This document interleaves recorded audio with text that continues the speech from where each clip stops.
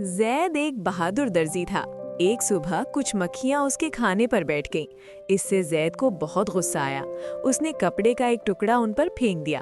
7 मक्खियां मर गईं। जैद खुश हुआ। मैंने एक झटके से 7 मारे, उसने अपने दोस्तों से कहा।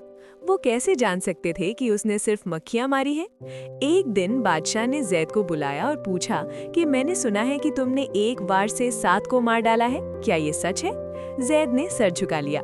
ये सच है बादशाह। हमारे शहर में एक देव आया है। वो बहुत बदकार है। वो लोगों को मार रहा है और खा रहा है। सिर्फ तुम ही उसे मार सकते हो। मैं करूंगा ये बादशाह, जैद ने कहा। उसने एक परिंदा एक जेब में डाला। उसने दूसरे में कुछ पनीर डाला। फिर वो देव को तलाश करने के लिए रवाना हुआ। हा, देव ने कहा, तुम मुझे डराओ नहीं, मैं पत्थर से पानी निचोड़ सकता हूँ। क्या तुम कर सकते हो? उसने एक छोटा सा पत्थर उठाया और उसे जोर से निचोड़ा। उसकी उंगलियों से पानी टपक रहा था। ये आसान है, जैद ने जेब से पनीर निकालते हुए कहा। उसने उसे निचोड़ा। पानी घास पर बह गया। देव खड़ा हो गया।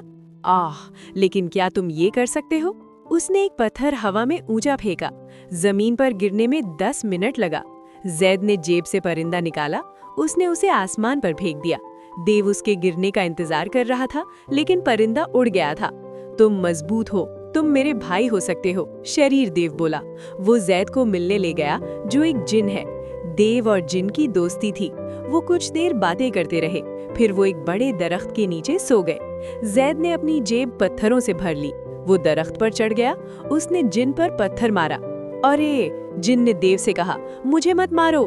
मैंने तुम्हें हाथ नहीं लगाया, देव ने कहा। जब वो दोबारा सो गए तो जैद ने देव की तरफ एक पत्थर फेंका। तुम्हारी हिम्मत कैसे हुई मुझे इतना जोर से मारने की? देव ने जिन से कहा। मैं सो रहा था, मैंने तुम्हें हाथ नहीं लगाया, जिन ने चीखा। ओह हाँ, तुमने किया, देव चीखा। वो लड़ने लगे। नोचा हुआ। उन्होंने काट लिया। उन्होंने लात मारी।